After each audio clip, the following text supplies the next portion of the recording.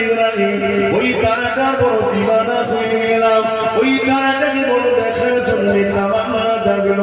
ওই নূরটার দর্শনে জমনে বড় পেছাইয়া হয়ে উঠলাম কি এমন যেন আকর্ষণ রয়েছে আমি দেখার জন্য বড় পেরেশান হতে লাগলাম ইন্তজার করতে